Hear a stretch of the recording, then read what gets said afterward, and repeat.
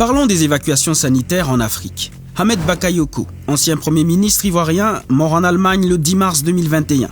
Son prédécesseur, Amadou Gon Coulibaly, mort à Abidjan le 8 juillet 2020, de retour d'une hospitalisation en France. Abdelmadjid Tebboune, président algérien, a séjourné plus de 3 mois en Allemagne pour se faire soigner du Covid. En moins d'1 an, la Côte d'Ivoire a perdu 2 premiers ministres. L'Algérie n'a pas vu son président pendant plus de 3 mois, tous évacués à l'étranger aux frais du contribuable. Pourquoi les pays africains préfèrent dépenser des millions d'euros pour aller faire soigner une poignée de privilégiés en Europe, aux États-Unis ou en Asie, au lieu de développer le plateau technique local qui profiterait à tous? L'évacuation et la mort de 2 premiers ministres ivoiriens en l'espace de 8 mois remet sur le tapis ce que le sociologue Lamine Diédhiou appelle un scandale politique en Afrique. Je ne peux pas comprendre pourquoi 60 ans après les indépendances en Afrique, une petite poignée de gens, l'élite au sommet du sommet, se tapent le privilège sans aucune forme de conscience pour puiser dans les caisses du trésor public des États africains puis aller se soigner grassement dans les meilleurs hôpitaux du monde. Pendant ce temps, nos hôpitaux publics en Afrique sont abandonnés à leur propre sort. En 2019, ce chercheur a tiré déjà l'attention sur cette pratique au Sénégal. Il publie alors un article intitulé « Évacuation sanitaire en Afrique, une médecine au service des riches ». Pour que j'écrive un article de ce genre, j'en avais plein le cœur de voir combien nos pays dépensent en matière de santé pour évacuer leurs malades. Pour comprendre pourquoi Lamine Diédhiou en avait plein le cœur, il faut d'abord examiner les charges qui participent au calcul des frais que coûte l'évacuation sanitaire d'un patient au Sénégal.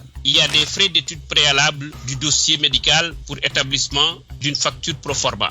Vous avez aussi les prestations accompagnement médical du patient, c'est-à-dire la location d'avion qui, elle seule, pour la Tunisie, coûte 30 millions de francs CFA. La civière aussi est louée. Assistance à l'accomplissement des formalités d'entraide et de sortie dans les pays d'évacuation. Accueil aux frontières.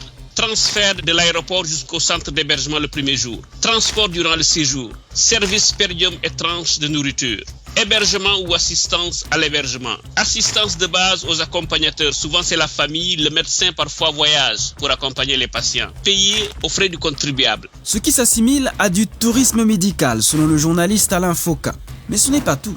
Vous avez l'accompagnement du patient chez les spécialistes en structures sanitaires de diagnostic et de traitement. Vous avez l'assistance juridique en cas de litige de toutes sortes. Vous avez l'avant-dernier élément, production de rapports médicaux, formalités en cas de mort. Et tout ceci se passe dans l'opacité, comme le déplorait le site sénégalais Enquête Plus en 2016. Entre les passe-droits offerts aux uns et aux autres, les petites magouilles dont profitent certains et le laxisme qui prévaut à plusieurs niveaux de responsabilité, le trésor public en vient à supporter des charges qu'il n'aurait jamais dû supporter.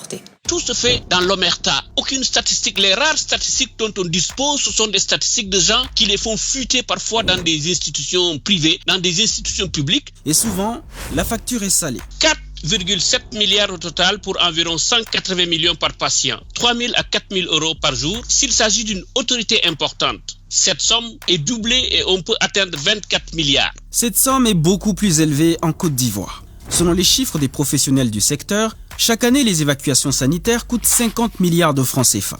Cet argent pourrait construire 2 hôpitaux de référence chaque année dans le pays. Pourquoi le dépenser pour aller faire soigner quelques fonctionnaires et leurs familles à l'étranger, au lieu de l'investir dans un plateau technique local pour en faire profiter tout le monde? Pour Lamine Diédhiou, c'est un aveu d'échec des dirigeants africains. Tout cela, je crois, est le résultat d'un abandon de nos élites qui ne se soucient pas trop du sort des populations pour lesquelles elles disent être les gouvernantes. Prenons le cas d'Amadou Gon Coulibaly, Premier ministre de Côte d'Ivoire et candidat à la présidentielle du parti au pouvoir au moment de son évacuation, le 2 mai 2020 en France. Selon Jeune Afrique, il est arrivé à Paris à bord d'un avion de la flotte présidentielle ivoirienne. À l'époque, la France totalisait 131 000 cas de Covid, près de 25 000 décès, avec des hôpitaux débordés et les frontières fermées. Mais malgré tout, il obtient un passe-droit et une exception pour traverser l'espace aérien européen pour un contrôle de santé dans un pays plus contaminé par le Covid que son propre pays. L'éditorialiste burkinabé Zéphirin Poda n'a pas manqué de faire ce constat. Cette sortie, pour ne pas dire cette évacuation illico presto d'Amadou Gon Coulibaly vers la France, nous ramène à cette triste réalité. Les princes qui nous gouvernent auront toujours la possibilité d'échapper au dénuement qu'ils ont créé et entretiennent dans les hôpitaux publics afin de se faire soigner aux frais de la princesse dans les cliniques UP du Nord. Avant d'aller en Allemagne, son successeur, Ahmed Bakayoko, avait lui aussi été évacué en France à bord d'un avion de la flotte présidentielle au lieu de se soigner en Côte d'Ivoire. Le sociologue Lamine Diédiou y voit une culture du privilège et un complexe de la classe dirigeante africaine. Nos élites au sommet fonctionnent de façon générale, et ça c'est les vestiges de la colonisation, comme une sorte de caste politique, dont une des fonctions essentielles est de mimer l'ancien colon. L'attitude mimétique, là, le mimétisme qui est caractéristique de nos élites, explique pourquoi on préfère que le patient, le parent, si on est de l'élite, meure en France, plutôt que de mourir en Afrique.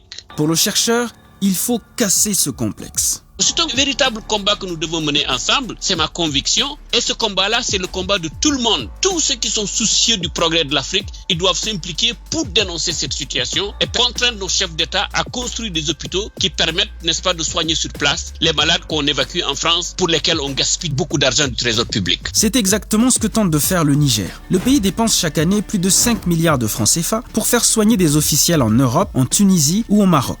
En 2018, le pays a décidé d'arrêter ses dépenses en les investissant dans un centre hospitalier ultra-moderne construit à Niamey.